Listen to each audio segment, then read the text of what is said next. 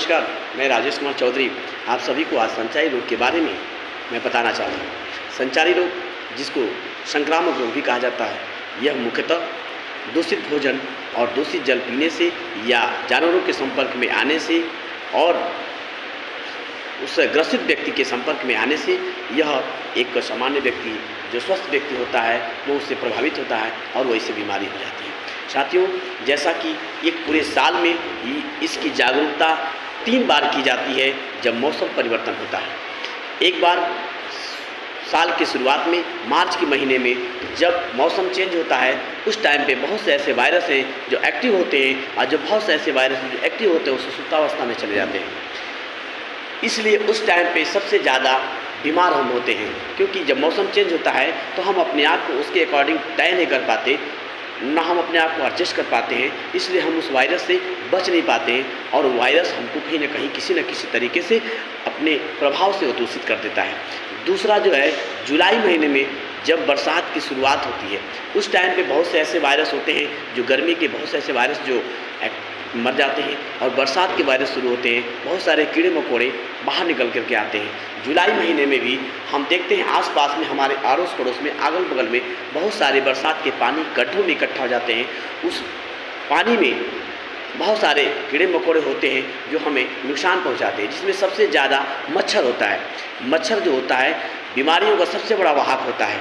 इसीलिए हमको अपने आस पड़ोस में अगल बगल में जो पानी इकट्ठा होता है वह पानी इकट्ठा नहीं होने देना चाहिए। पानी जब इकट्ठा होता है तो मच्छर के जो लार्वा होते हैं उसी में पैदा होते हैं, उसमें बनते हैं और ठहरे हुए पानी में ही ज़्यादा बनते हैं।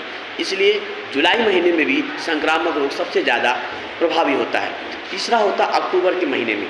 अक्टूबर के महीने में भी मौसम जब चेंज होता है, जब बरसात से ठंडी की शुरुआत होती है, उस टाइम में बहुत से ऐसे वायरस हैं जो एक्टिव हो जाते हैं, वो हमें ज़्यादा प्रभावित करते हैं। इसलिए साथियों, आपको संक्रामक रोग के बारे में जानना जरूरी है। यह जो संक्रामक रोग है वो ऐसा रोग है कि आपको उसके लक्षण ऐसे नहीं दिखते। होता क्या है कि उसमें अगर आप बीमार पड़ते हैं, आपको बुखार होता है, तो लगभग 15 दिन तक बुखार ठीक होता ही नहीं है। जो व्यक्ति उसके संपर्क में आता है, उसके पास पड़ोस में रहता है, उसे भी वो प्रभावित करता है। उसके वायरस, संक्रमण के जो वायरस हैं वो काफ़ी एक्टिव होते हैं। इसलिए ऐसे संक्रमित व्यक्ति को साफ़ सुथरा, साफ चादर, उसकी सही ट्रीटमेंट यह बहुत ज़रूरी है। जिसमें आप देखते होंगे इस टाइम पे अतिसार, आपके जो पेचिस, डायरिया, हैजा, कालरा, ये जो उसी को बोला जाता है, ये सारी जो चीज़ें हैं आपको उसमें निकल के आती हैं। साथियों, ऐसे समय में आपको साफ़ सुथरा, सबसे महत्वपूर्ण जो थी कि आपको आस पड़ोस में साफ़ सफाई रखना, खुद की सफाई रखना, घर की सफाई रखना, आस पड़ोस की सफाई रखना, यह बहुत महत्वपूर्ण है। और आपको गांव में और लोगों को भी अवेयर करना होता है, यानी जागरूक करना होता है ऐसी चीज़ों से, ताकि हमारा मोहल्ला, हमारा गांव, हमारा शहर, हमारा ज़िला यह संक्रमित बीमारी से साफ़ सुथरा बच सके। साथियों, एक बहुत बड़ी महामारी आपने देखा कोरोना काल, वो भी एक संक्रमण काल था, संक्रमित बीमारियाँ थी। उसी तरीके से हर साल यह चिकित्सा विभाग बताता है कि लगभग 20,000 से अधिक लोग हर साल इस बीमारी से प्रभावित होते हैं। तो इसलिए हमारा दायित्व बनता है कि हम आस पड़ोस में लोगों को समझा करके सफाई का काम करें। और उसकी सफाई में आप देखेंगे जो गड्ढे में पानी होता है, उसकी सफाई का सबसे बढ़िया एक तरीका है कि आप चूना उस पानी में डाल दें और मिट्टी का तेल, ताकि ऊपर से जो है लार्वा नीचे डूब जाया करें। मिट्टी का तेल जब डालते हैं पानी में तो ऊपर तैरता है, इसलिए उसके लार्वा उस पर ठहर नहीं पाते और नीचे डूब जाते हैं। साथियों, यह हमारे लिए बहुत ज़रूरी है जागरूकता, और ये पूरे महीने तक लोग बीमार रहते हैं उसमें। इसलिए उस रोग से बचाव का सबसे अच्छा तरीका है उनको जागरूक करना, साफ़ सफाई रखना और सबको अवेयर कराना इस बात से कि यह बीमारी इस वजह से हुई है, इस कारण से हुई है, इसका निदान इस तरह से इसका होना चाहिए। साथियों, नमस्कार। जैसा आप देखते होंगे कि घर में मक्खियाँ जो होती हैं, मच्छरों के बाद या मच्छरों के इक्वलेंट आप कह सकते हैं बराबर में, कि मक्खियाँ भी होती वहाँ होती है, जो गंदगी होती है वहाँ पे मक्खियाँ बैठती हैं, अपने पैरों के माध्यम से हमारे पीने वाले पानी पे आके बैठती हैं, हमारे खाने पे बैठती हैं। इस तरह हम दूषित भोजन करते हैं और हमें पता भी नहीं चलता है और हम बीमार पड़ जाते हैं। इसलिए हमको इन सब चीज़ों से अवेयर होना पड़ेगा। मच्छर के काटने से आपको मलेरिया और चिकनगुनिया जैसी बीमारियां होती हैं। आपको मच्छरदानी लगा के सोना चाहिए। मच्छर भी एक बड़ा वाहक है। जापानी इंसेफ्लाइटिस, जिसको गांव में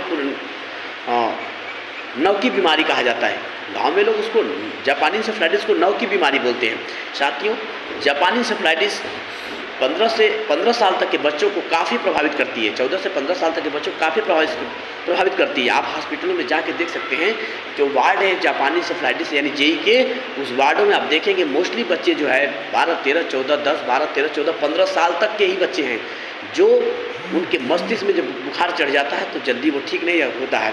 इसलिए हमें मच्छर से बचने के लिए मच्छरदानी का ही प्रयोग करना चाहिए, जो उसके लिए बहुत सारे कॉइल्स आते हैं, बहुत सारी छिड़काव करने की दवाइयाँ अलग तरीके की आती हैं। वो कुछ उसमें हमें हानिकारक, तो मोस्टली ज़्यादातर हमें हानिकारक ही होता है, कहीं ना कहीं से हमें हानि पहुँचाता है। कोशिश करना चाहिए हमें उससे बचने के लिए मच्छरदानी का ज़्यादा प्रयोग करें, तभी हम मच्छरों से बच सकते हैं। मच्छर समाज में सबसे बड़ा बीमारियों का वाहक, जैसे मक्खी है वैसे मच्छर भी है, और इसलिए हमको एक दूसरे को अवेयर करते रहना चाहिए।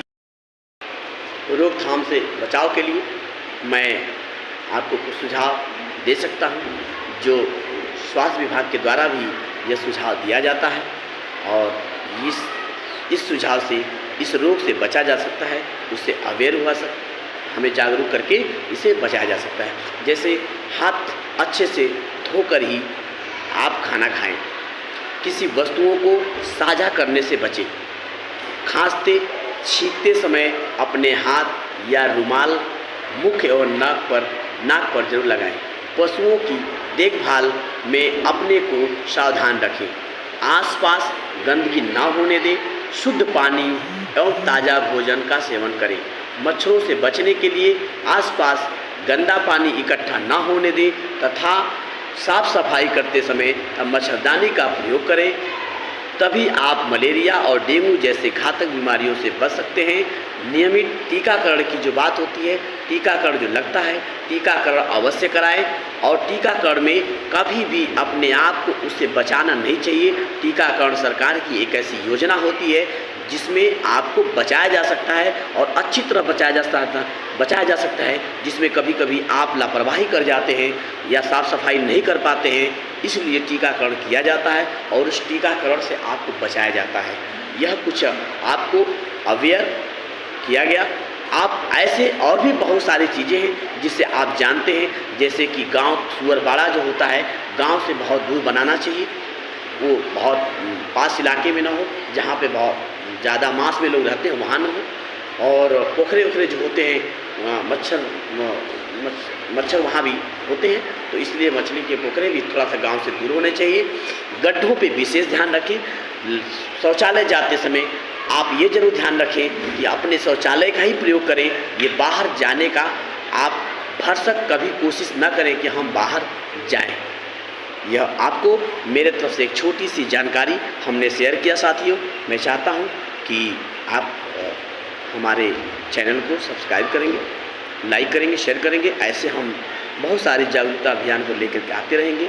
जो भी हमें इस तरह की चीज़ें मुझे लगेगा कि जहां मुझे समाज को जागरूक करना चाहिए, मैं पूरी कोशिश करूंगा अपने तरफ से कि मैं समाज को अपने तरफ से जितना हमारे पास हो सकता है आपको जागरूक करने के लिए, अवेयर करने के लिए, जानकारी साझा करने के लिए मैं कोशिश करते रहूँगा। आपको मेरा नमस्कार। जय हिंद।